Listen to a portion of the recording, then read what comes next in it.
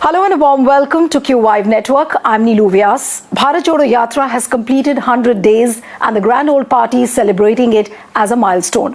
But the analysts are still trying to decipher as to what has been the end goal of this 3,500 kilometers long yatra. Has it really helped the party?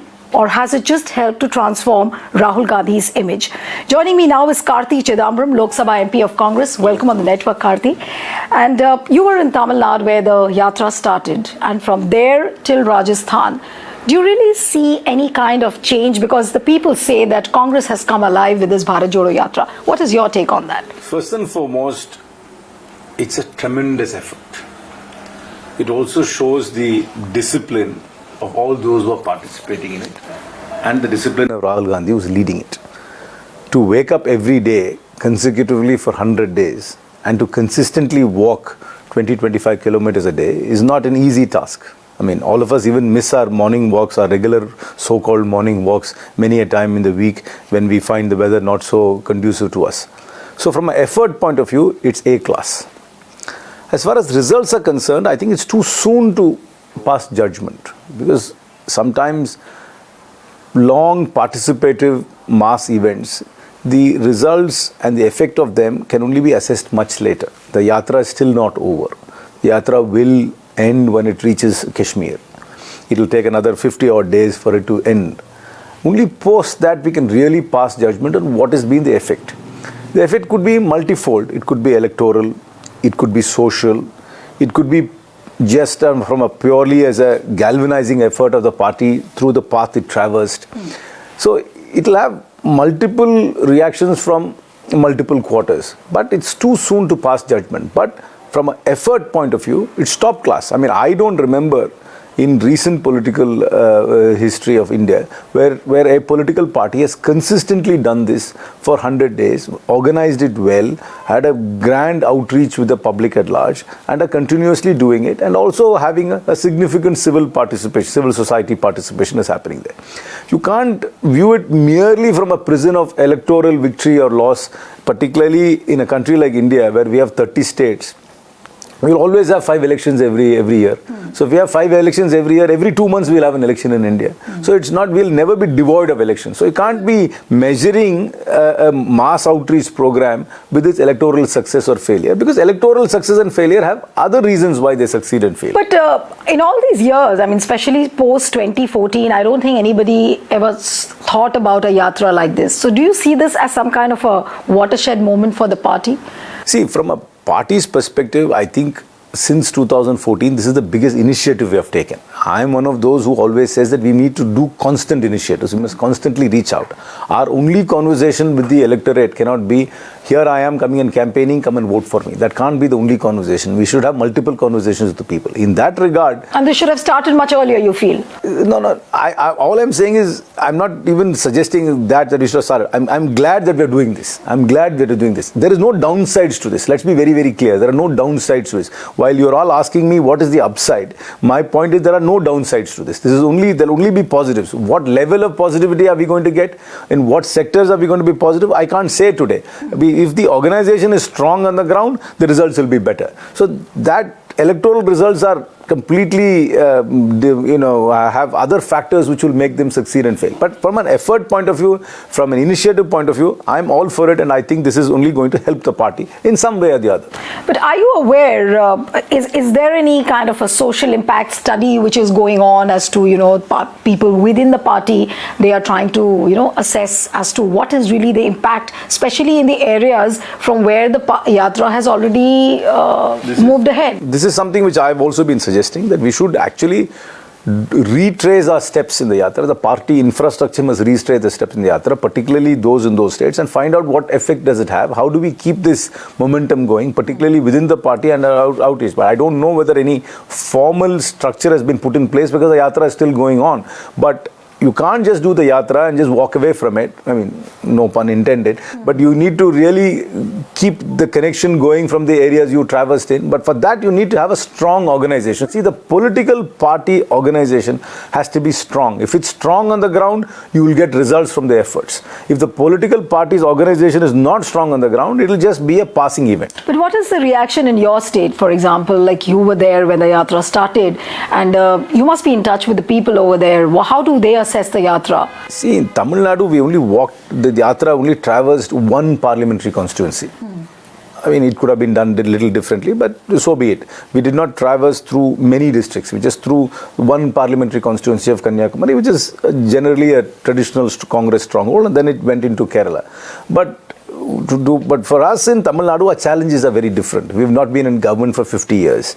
We've not been, our last chief minister was in 1967. We're always in alliance with somebody in order to have electoral successes. Our organization is not the best compared to other organizations of the Congress party, even in our neighboring states. For example, in Kerala and Karnataka, our organizations are much stronger. So in my opinion, the BHARAT JODO Yatra's effect will be far greater and far more beneficial in those states than it would have been in Tamil Nadu. So for us, our challenges are very different. I don't think a 4-day yatra alone will solve the problems of the Congress party in Tamil Nadu. We have, that's a separate conversation we should have, and there are many challenges, and I have definitive views about it, but I'm not saying they are the only views. I have definitive views about it. But wherever the organization is strong, the party will benefit from the BHARAT JODO Yatra.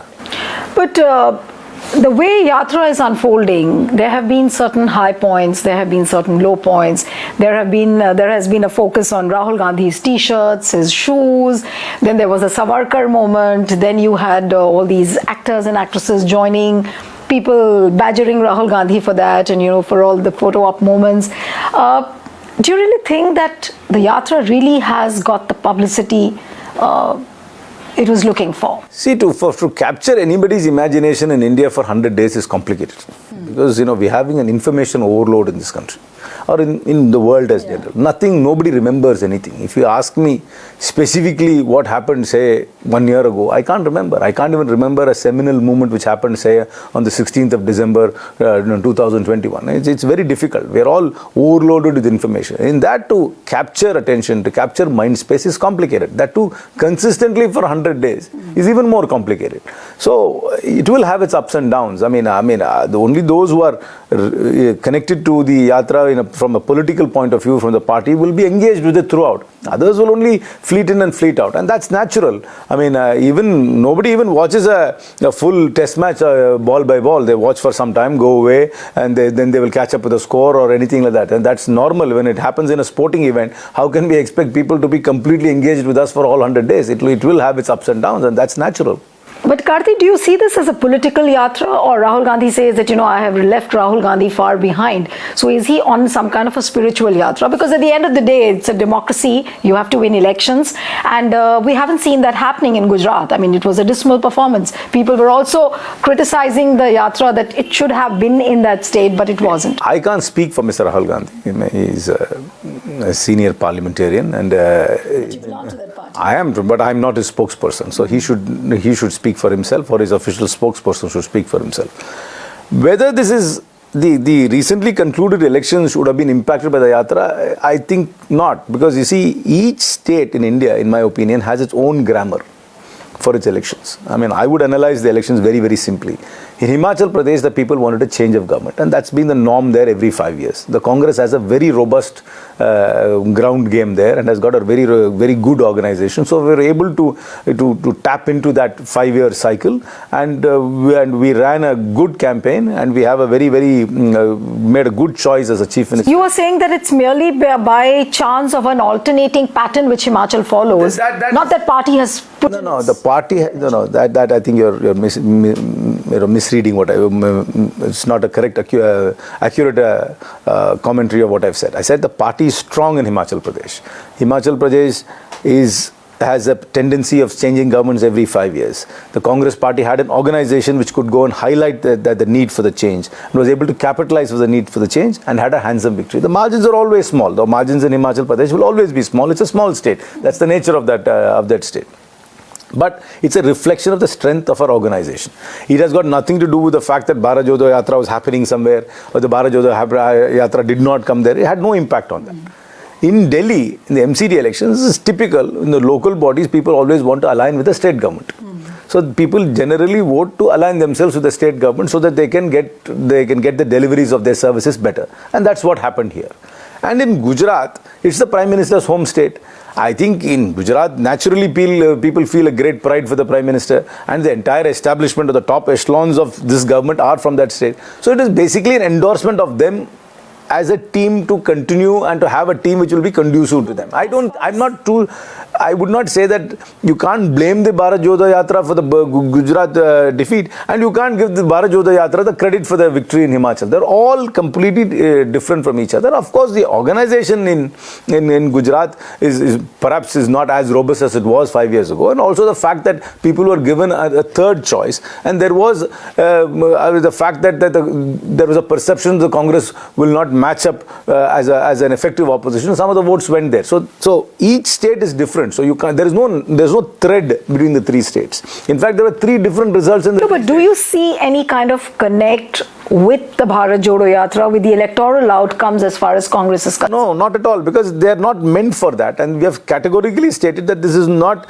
an electoral exercise. And an electoral exercise, see, every election has to be won locally, with the local leaders, with the local issues, and with the local campaign, and a very, very robust campaign there. So if the YATRA is not going to win elections for Congress, what is the end objective? It might not win elections, but it's definitely going to capture mind space. It is definitely going to galvanize the organization through the routes in which it's traversing. It's definitely attracting attention. The fact that you and I are even talking about it today, if the Yatra did not happen, we won't have this conversation. You merely are saying that it's going to strengthen the party cadres through the areas from where the Yatra is passing. Because it is an activity, it is a good ground activity, it's a collective activity, and it is also an organizational activity. At the same time, it's also sending out a message at large. The fact that the Yatra has traversed 100 days is itself a testimony to the discipline the party and the leadership is showing. I mean, that itself is a message which should go out to people. And there are people from all walks of life who are sort of associating themselves with the Yatra. So there would be some resonance to it. But you can't view it merely from an electoral prism. I think that would be a very narrow perspective to have about the Yatra.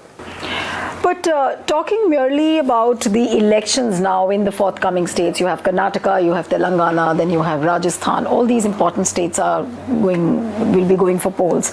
Now with a new dispensation, in the sense that now Mallikarjun Kharge has taken over as the party president, there are a lot of organizational changes. You have a plenary session coming up sometimes in January, I'm told. So what are the kind of changes you're really hoping in the party? And are you really contented as a Lok Sabha MP of the party? Are you happy with the kind of changes which are happening at the grassroots level and also with your... I'm never happy with the pace of change. I'm always a man in a hurry. I'm always a maverick. I wish there'll be more dramatic changes. I wish that we would do things in a much more proactive manner. I'm never happy with the pace of things, and it's not a commentary of the new president who's just come in, who's a very seasoned and a veteran politician who knows politics in and out. That being aside, we are going to win Karnataka. You take it categorically from me, we are going to win Karnataka handsomely. But why do you say that you are not happy with the pace of the activity? I'm really wanting to know. I really think we should...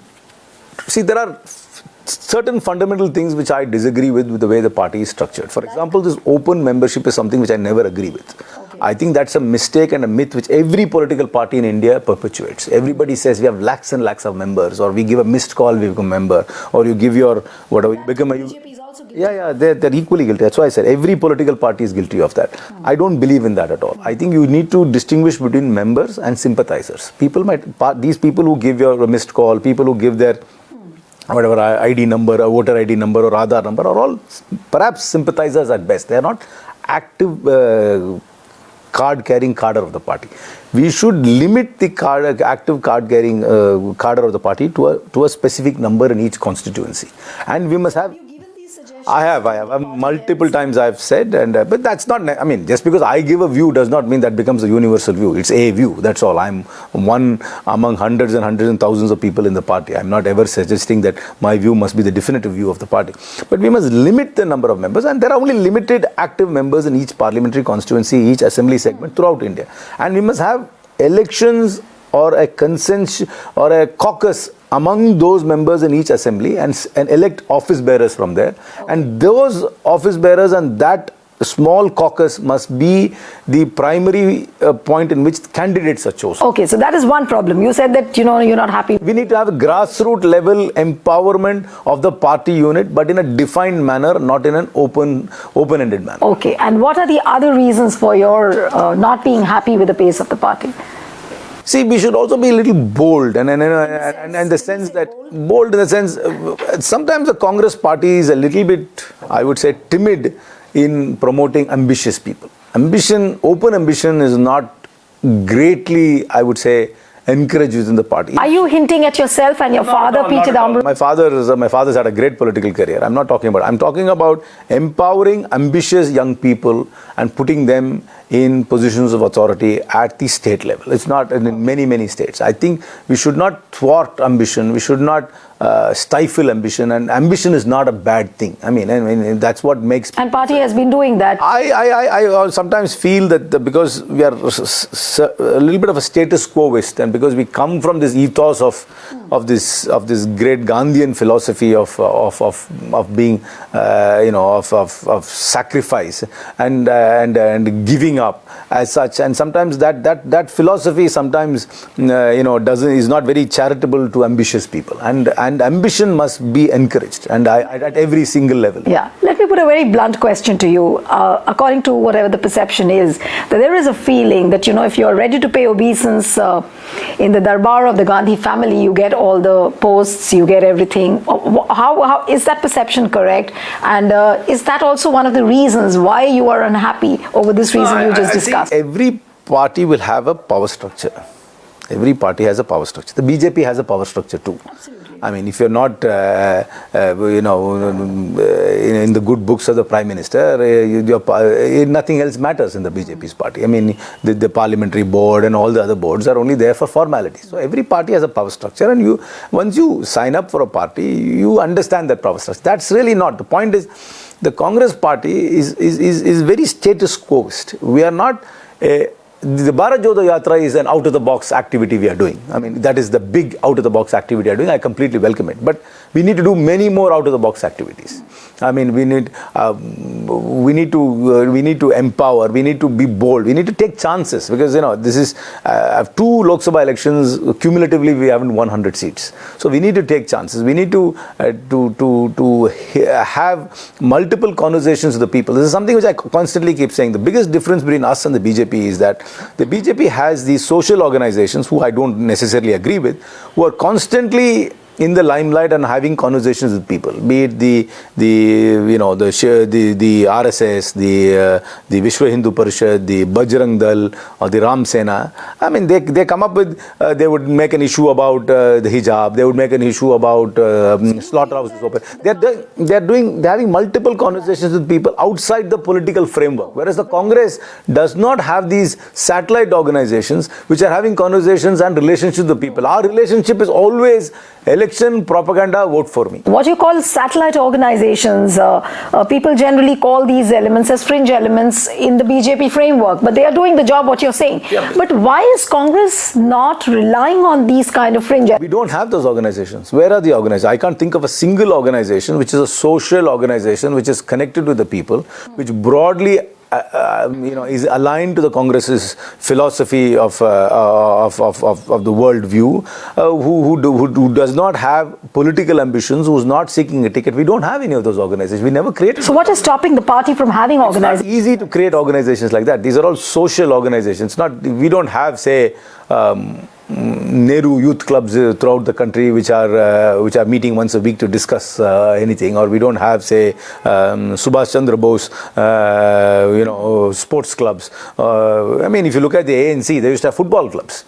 No, but say, for example, a young MP like you, if you come forward and put a leg forward and then say that I'm going to take up this initiative, then what does the party say? I'm not saying that. I mean, we have a lot of wings. We have so many structures within the party. What I'm talking about is structures outside the party which help us. We have the youth wing, we have the Mahila wing, we have a wing for everything. But they're all moribund, you feel? I'm not saying they're moribund, but we are a very heavy organization. We have lots of office bearers, and I am something who's always been against this idea of having lots of office bearers, because it means there's no accountability and no responsibility. What is a position if you have no accountability and responsibility? If you look at any state unit, they would have 50 vice presidents, 100 general secretaries, 100 secretaries. I mean, I always joke in interviews, if you ask anybody in a state, PCC, can you name all the vice presidents? They won't be able to name all the vice presidents. Nobody can, because it's just a whole plethora, I'd say. And what is the role of these vice presidents? What responsibility do they have?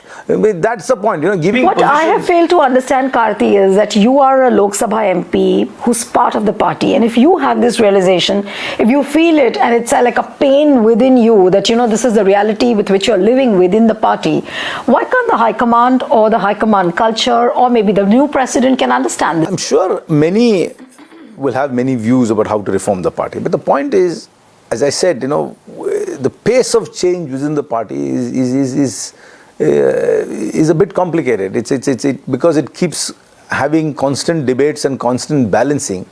Dramatic decisions are not taken. Even we did have a very good Chintan Shivir, but post that, yes, we had the presidential election, which is very, very good. I mean, whatever might be the process, but the fact is we had an election which no other party has, and there were two good candidates. And you weren't happy with the process? No, I don't think the process will get better. I'm glad we had the process. I'm glad we had the election, and the election was a fair election. Under the circumstances, it was a fair election, and the overwhelming delegates voted for Mr. Kharge, and I accept that verdict wholeheartedly. But the point is, at least we had a process. The process will only get better. But this process can't stop only at the president level. And my view is it must percolate down to the assembly and parliament level. But we need to have defined electoral colleges. There's no point having an election if you don't have a proper defined electoral college. That is a starting point.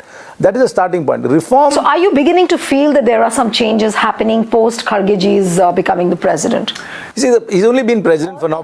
He's only been president for about 1.5 months now. I mean, it's very short time. He's already had to have 3 elections. The point is, because elections happen in regular intervals, the party's attention is taken away with the election by organizing the campaign, selecting the candidates, and getting on with it. That sort of takes it away. So organizational reform or dramatic organizational reform is not happening. So only routine appointments and things. So I have not seen anything dramatic as yet. But as I said, I'm not the norm. I am an extreme in terms of the reform I want. So I, by no stretch of imagination, would think that what I am proposing or what I am propounding would find favor with everybody. I don't expect that. But where do you see yourself in the party? See, I am a secular... Or you just want to confine yourself to Tamil Nadu? I am a secular internationalist liberal. I'm very, very clear about this. This is how I would describe myself. There is no other political party other than the Congress which will tolerate me. No other political party other than the Congress will tolerate my free-spirited views. So I cannot be in any other political party other than the Congress. So whether I but you don't feel rewarded by the party. Whether I thrive or whether I perish, it will only be within the Congress party, and my fortunes will be tied to the success of the Congress party. I'm very clear about that. But as I said, it's not very easy to accept somebody who at times is very out of the box. It's not very easy to accept somebody who's out of the box. Some organizations would be able to embrace that. Most organizations, as I said, a party is a collective. There are many people. You can't just take my view and then say, okay, let me go and empower him. There will be many other competing views who might say that this is too extreme. What he's saying might not work. And I understand that. I understand that perspective. And so I'm not expecting everything to go my way, because I say it, but I consistently say what I'm saying. I'm not cowed down by the fact that it's not the most popular view, but I will continue saying what I say.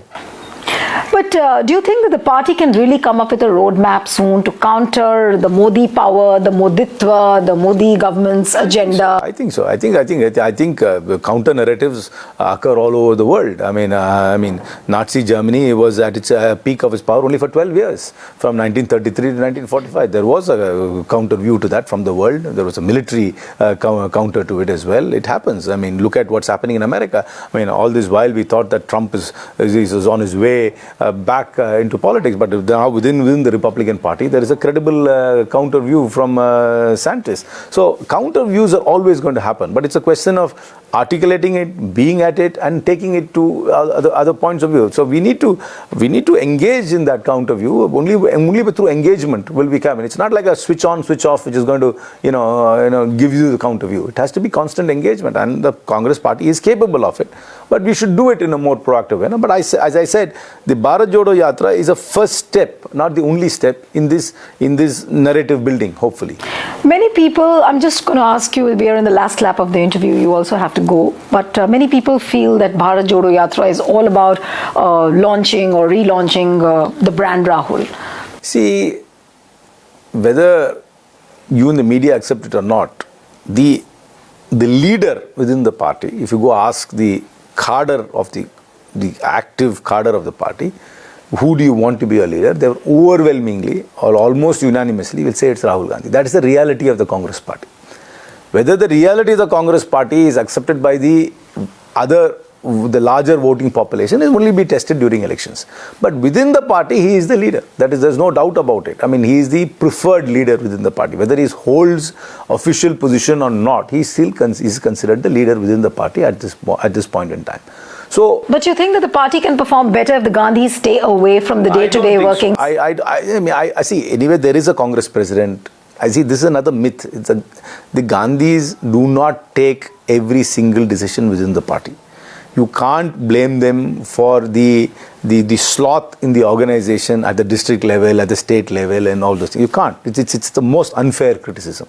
I am equally responsible as anybody else in Tamil Nadu for the fact that we have not been in government for 50 years. So it's a cop-out excuse to keep on blaming the leadership in Delhi for the problems you have in your district or in your state. So I don't agree with that at all. So I think but of course, the organizational structure can be a little bit more empowering to allow state units to be a little bit more dynamic. Sometimes because of the structure of the party, there are a lot of constraints. But to keep blaming the top leadership or the leadership which the cadre are inherently attracted to for every setback and every problem is totally unfair. That being said, but then attention naturally will be on the person whom the party perceives to be the leader. I mean, that is natural. Whether somebody outside the organization accepts it or not is irrelevant. The organization accepts it. There is no confusion within the organization. There is no debate within the organization. There is no counter person who is claiming that I need to be given that mantle. I mean, that's what I keep saying. Has anybody else stepped forward for claiming that mantle and done the work? There has been no instance of that. So why are we constantly saying that, all the attention is on them? Fair enough, they are the leader, they are getting the attention, they are exercising their moral authority with the party, but nobody else has made a bid to half fill that space which they are in. But what's preventing the others? But you don't think post Mallikarjun Kharge becoming the president, it's almost like you have to follow a dual power center. One is at 10 Janpath and one is at 10 Rajaji Marg. And I don't see. See, the point is there will be many points of influence in a political party. Mr. Kharge is 80 years old. He's been in politics, I think, for more than 55 years. And he's a seasoned politician. He knows how to balance the various interests within the party. So I don't see this as some sort of a power center vis-a-vis or versus. I don't believe in all that. I don't think that's a problem. Our problems are setting a narrative, reaching out to the people, having conversations with people, being connected to the populations, other than only during election campaigns. That's what I'm always saying. We can't only be reaching out during elections and expecting people to support us. A person like Karthi Chidambaram, who is seen as a person with so many out-of-the-box ideas, why are you not looking for a larger role within the party? See, I'm not a native Hindi speaker, so that's a little complicated for me to communicate in the north of India. So, but I would be very happy if some significant responsibilities given to me within the state. But as I said... But why is that not happening? Despite the fact that the party has been out of power. I told you, it's not easy to accept somebody like me. It's not easy for an organization to wholeheartedly endorse somebody like me, and I understand that. I mean, if I was the part of an entrenched establishment, I wouldn't like Mavericks too. So do you feel isolated? No, I'm not isolated at all. I'm not isolated at all. all. As I told you, there is no other political party in this country which will give me the freedom to air my views this freely and still thrive within the party. The party has given me opportunities, no doubt about that, and the party doesn't stifle me in any way or manner. No, but still, then politically you won't be very happy with the kind of ideas you have. No, but as I tell, I cannot be in any other political party other than the Congress party, because as I said, I am a secular internationalist liberal. So for somebody who defines himself as such, there is no other political party other than the Congress party which can give him space. Okay, one last question. You said you are a secular internationalist, and world over, there are a lot of things being said about the vaccine fraud. UK Parliament has recently discussed. Yesterday, I found, day before yesterday, I think, Imran Pratap Garhi, your own Rajya Sabha MP, raised the issue about the vaccine fraud, a lot of heart attacks happening. Why is the opposition in our country not taking this issue? Doesn't it find it serious enough? This is still, there are a lot of vaccine skeptics in the world, but you have to understand, when the world was confronted with the pandemic, the vaccine companies had to also fast track their vaccines to the market.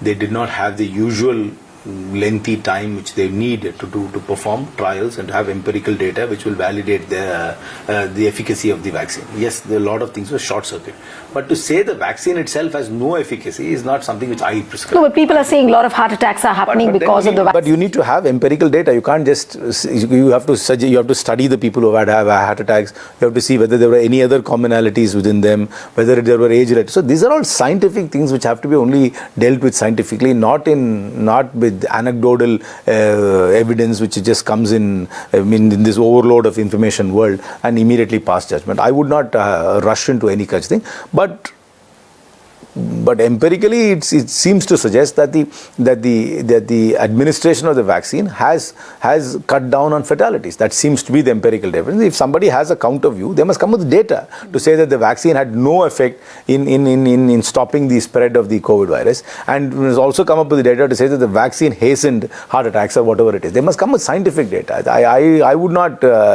get into this debate without the data in my hand, and scientific data which has also been peer vetted and evaluated by many scientists. It can't just be one paper in some paper. So you find all this being talked about as just some kind of a futile scaremongering?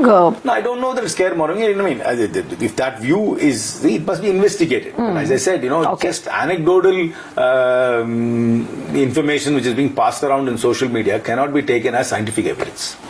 Thank you so much, Karthi. Pleasure talking. My pleasure. Thank you so much. Thank you.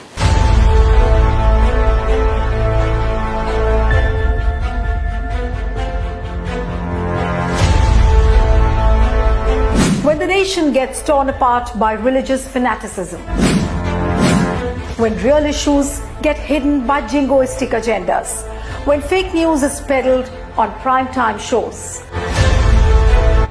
I will create the difference by bringing out facts and only facts on my special program, Hard Reality, Monday to Friday, 8:30 p.m. only on YATRA network. सत्य हिंदी का app download करें Google play store पर।